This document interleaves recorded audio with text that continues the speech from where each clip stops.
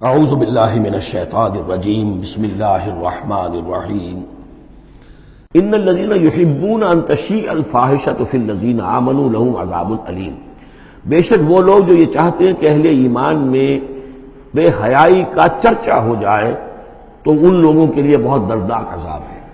ایک تو یہ کہ بے حیائی پھیل جائے، تشیع الفاحشہ شائع ہو جائے، بے حیائی عام ہو جائے، جو لوگ اس کے لیے، اب ظاہر بات ہے کہ آج کل تو کاروبار کے لیے، اپنے اخبار بیچنے کے لیے، اس کی جو ہے اشاعت بڑھانے کے لیے نئی سے نئی قسم کی رنگین تصویریں شائع کی جا رہی ہیں، یہ سارا کچھ ہو رہا ہے۔ کسی شے کا اشتہار دینا ہو، عورت کی تصویر ساتھ ہوگی، یہ سارا کچھ جو ہو رہا ہے، تو یہ لوگ کون ہیں کہ جو اس بے حیائی کو، بے پردگی کو یہ در حقیقت اس معاشرے میں پھیلا رہے ہیں؟ تو وہ لوگ کہ جو چاہتے ہیں کہ معاشرے کے اندر بے حیائی پھیلے، اور ایک اس کا مفہوم یہ بھی ہے کہ اگر کہیں ایسی کوئی غلط حرکت ہوئی ہے اور اس کا چرچا ہو گیا، یہ آج ہمارے اخبارات کے اندر بہت بڑے پیمانے پر ہو رہا ہے، یہ اسکینڈل شائع کر دیتے ہیں۔ اب وہ بات صحیح بھی ہے یا نہیں، غلط ہے تب بھی، لیکن ایک بات ہے، اس کا چرچا ہو گیا، پوری دنیا کے اندر پہنچ گئی۔ اب ظاہر بات ہے کہ بچے بھی پڑھتے ہیں، بچیاں بھی پڑھتی ہیں، ان کے لیے تو گویا کہ یہ ایک ان کی معلومات کا ایک کھاتہ کھل گیا کہ ایسا بھی ہوتا ہے۔ جس طریقے سے آج کل ہو رہا ہے معاملہ، اس کو جس طریقے سے اخبارات میں شائع کیا جا رہا ہے، تو اس کی اس اشاعت کے اندر خرابی کا پہلو زیادہ ہے، مضر پہلو زیادہ ہے۔ اگر ہے بھی ایسا معاملہ، اگر تو سزا کے قابل ہے تو گواہی دو اور سزا دلواؤ، اور ایسی سزا ہو کہ جس سے ایک کو سزا ہو اور ہزاروں کو ہوش آ جائے، اور اگر نہیں ہے تو خاموش ہو، اس کے اوپر زبان کھولنا بھی جو ہے در حقیقت بہت بڑا جرم ہے۔ ان الذین یحبون ان تشیع الفاحشۃ فی الذین آمنوا لہم عذاب علیم فی الدنیا والآخرہ، دنیا میں بھی اور آخرت میں بھی۔ واللہ یعلم وانتم لا تعلمون، اللہ جانتا ہے اور تم نہیں جانتے۔ ولولا فضل اللہ علیکم ورحمتہ، اور اگر اللہ کا فضل نہ ہوتا تم پر اور اس کی رحمت نہ ہوتی تو یہ تو طوفان ایسا اٹھا تھا کہ اس کے بڑے دور تک نتائج نکل سکتے تھے، یہ محذوف ہے۔ وان اللہ رؤوف الرحیم، تو اللہ بہت رؤوف ہے اور رحیم ہے۔ یا ایھا الذین آمنوا لا تتبعوا خطوات الشیطان، اہل ایمان شیطان کے نقش قدم کی پیروی نہ کرو۔ ومن یتبع خطوات الشیطان، جو کوئی بھی شیطان کے نقوش پا کی پیروی کرے گا، فإنہ یأمر بالفحشاء والمنکر، تو شیطان تو اسے حکم دے گا، وہ تو حکم دیتا ہے بے حیائی کا اور منکر کا، بری بات کا۔ ولولا فضل اللہ علیکم ورحمتہ، اور اگر نہ ہوتا اللہ کا فضل اور اس کی رحمت تمہاری شامل حال، ما زکا منکم من احد ابدا، تم میں سے کوئی ایک انسان بھی کبھی پاک نہ ہو سکتا۔ اللہ تعالیٰ کا فضل ہے، اللہ کی رحمت ہے، ایک شخص سے غلطی ہو جاتی ہے، اللہ پردہ پڑا رہنے دیتا ہے تو اس کے اندر اصلاح کا مادہ پیدا ہو جاتا ہے۔ ایک دفعہ آدمی ننگا ہو جائے تو پھر ڈھیٹ ہو جاتا ہے۔ اس سے یہ کہ اللہ تعالیٰ جو ہے ان چیزوں کے اندر اس کی بڑی حکمت ہے کہ اگر کوئی غلطی ہو گئی ہے فوراً نہیں پکڑتا، وہ اس کو مہلت دیتا ہے، اصلاح کرے۔ ولولا فضل اللہ علیکم ورحمتہ، اگر نہ ہوتا اللہ کا فضل تم پر اور اس کی رحمت، ما زکا منکم من احد ابدا، تم میں سے کوئی بھی کبھی نیک اور پارسا نہ بن سکتا اور پاک نہ ہو سکتا۔ ولکن اللہ یزکی من یشاء، بلکہ یہ تو اللہ تعالیٰ ہی پاک کرتا ہے جس کو چاہتا ہے۔ واللہ سمیع علیم، اللہ سمیع علیم ہے۔ ولا یأتل اولو الفضل منکم والسعة ان یؤتوا اولی القربى والمساکین والمہاجرین فی سبیل اللہ۔ اس آیت کی بھی شان نزول ہے کہ حضرت ابو بکر صدیق رضی اللہ تعالیٰ عنہ کے ایک یا تو بھانجے تھے یا خالہ زاد بھائی تھے، حضرت مصطح۔ یہ حضرت مصطح جو ہے غریب آدمی تھے، اور حضرت ابو بکر ان کی مدد کیا کرتے تھے، پیسے سے، مال سے ان کی ضرورت جو ہے پوری کرتے تھے۔ لیکن یہ مصطح بھی اس میں شریک ہو گئے۔ حضرت عائشہ صدیقہ رضی اللہ تعالیٰ عنہ پر جو تہمت کا معاملہ چلا، تو حضرت ابو بکر کو جب معلوم ہوا کہ مصطح بھی اس معاملے کے اندر شریک ہے، تو پھر غصے میں آ کر ان کا قسم کھا لی کہ میں اب اس کے ساتھ کبھی کوئی بھلائی نہیں کروں گا، اس نے اتنی بڑی غلطی کی ہے، اور اس معاملے کے اندر میری بیٹی کا معاملہ ہے، اور اس میں اس کو یہ خیال نہیں آیا کہ میں اس کے ساتھ کتنا کچھ احسان کرتا ہوں، اور اس نے اس کے اندر جو ہے وہ خود بھی شریک ہو گیا۔ اس پر اللہ تعالیٰ کی طرف سے گرفت آ رہی ہے کہ نہیں ابو بکر، یہ ٹھیک نہیں ہے، جو بھی اس سے غلطی ہوئی، لیکن تم جو نیک کام کر رہے تھے اس کا کیوں قسم کھاتے ہو کہ اس کے اندر تم مدد نہیں کرو گے۔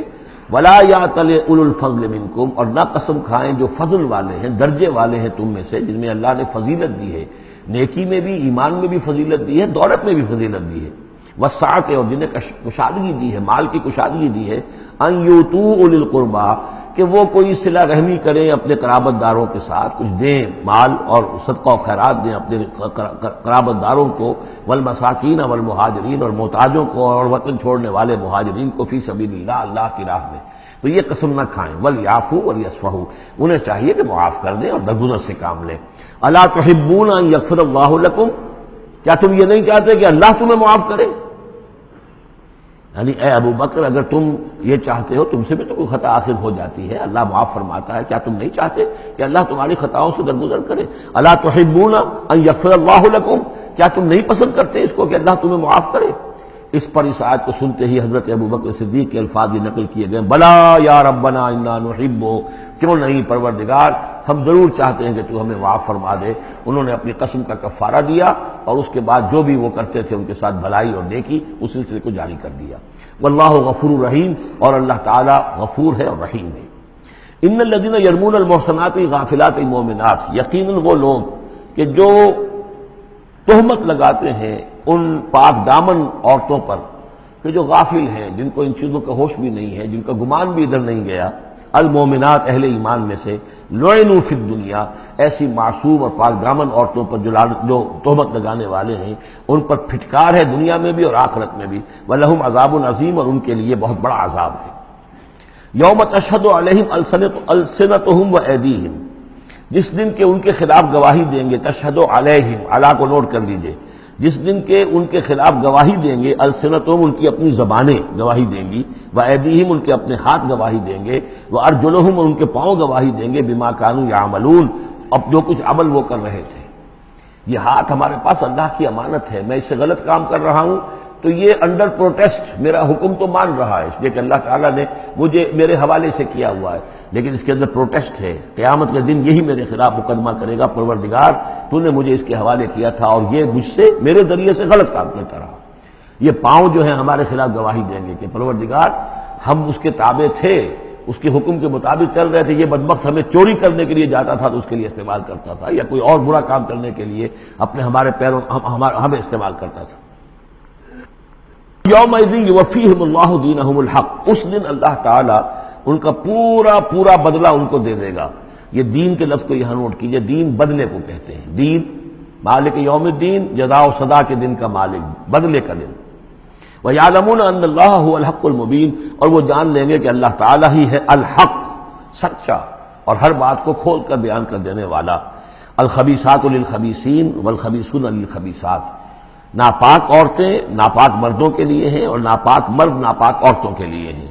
اور طیبات والطیبات للطیبین والطیبون للطیبات، اور ستھرے اور پاک باز جو خواتین ہیں وہ پاک باز مردوں کے لیے ہیں، اور پاک باز جو مرد ہیں وہ پاک دامن خواتین کے لیے ہیں. اولئک مبرؤون مما یقولون، یہ لوگ بری ہیں ان چیزوں سے کہ جو لوگ کہتے ہیں.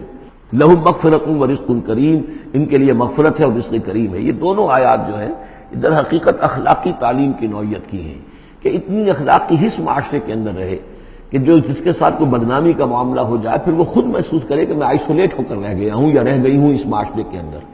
یہ معاشرے کے اندر یہ عام روش پیدا ہو جائے.